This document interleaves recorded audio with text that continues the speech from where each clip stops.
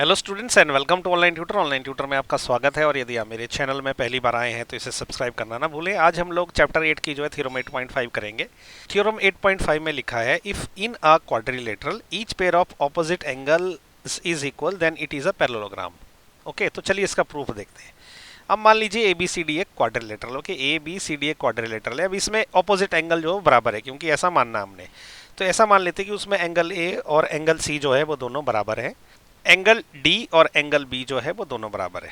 Okay, अब क्या होगा कि अगर मैं चारों एंगलों को ऐड कर दूं, A plus B plus C plus D कर दूं, 360 होना चाहिए। क्यों होगा? क्योंकि क्वाड्रिलेटरल में क्या होता है, एंगल सम प्रॉपर्टी रहती है, उसमें जब हम सारे एंगल जो है वो ऐड करते हैं तो वो 360 डिग्री बन जाते हैं।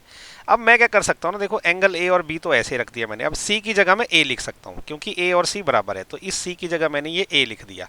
और उसी प्रकार मैं डी की जगह बी लिख सकता हूँ, क्योंकि ये जो है ये डी है, तो इसकी जगह ये बी लिख दिया है, तो ये भी 360 डिग्री रहेगा।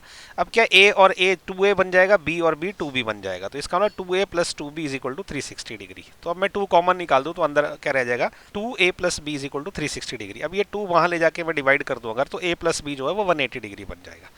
अब देखो जब ना, अब a प्लस बी, ये वाला एंगल a है, ये वाला एंगल b है, जब ये दोनों 180 डिग्री बनते हैं तो ये किसकी प्रॉपर्टी? ये तो को इंटीरियर एंगल की प्रॉपर्टी है। पैरेलल लाइन में हमने पढ़ा है, देखो ये दोनों एंगल क्या है जो घूम रहे हैं, अभी 180 डिग्री हो गए, ये तो को इंटीरियर एंगल की प्रॉपर्टी है। इसका मतलब क्या होगा, ऐसा तभी हो सकता है जब ये ए डी और बी सी पैरेलल हो और ए बी जो है वो ट्रांसवर्स हो। ओके, तो इसका मतलब ए डी जो है बी सी के पैरेलल है और ए बी ट्रांसवर्स है, तो यहाँ से एटलीस्ट ये प्रूव हो गया कि ए डी और बी सी आपस में पैरेलल है। ओके, ये हमने लाइंस के चैप्टर में पढ़ा है।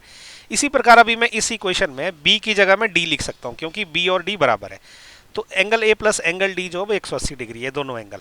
अब यहाँ पे भी सेम बात हो गई, ठीक है, कि जब ये दोनों एंगल 180 डिग्री के है तो इसका मतलब क्या हो गया कि ये दोनों लाइनें अगर मैं पैरेलल मान लूँ, ट्रांसवर्स मान लूँ, तभी ये पॉसिबल है।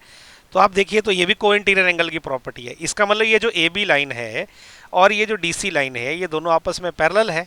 ओके, और ये जो ए डी है ये ट्रांसवर्स लाइन है, तभी ऐसा पॉसिबल है।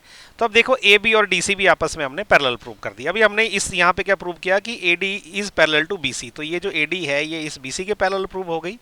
ओके, और यहाँ पे प्रूव किया A B is parallel to D C, तो ये जो ए बी है इस डी सी के पैरेलल प्रूव हो गई। तो अपोजिट पेयर ऑफ लाइन तो हमने पैरेलल प्रूव कर दिए, तो हमने क्या कर दिया कि अपोजिट पेयर्स ऑफ लाइन जो है आपस में पैरेलल प्रूव कर दिए।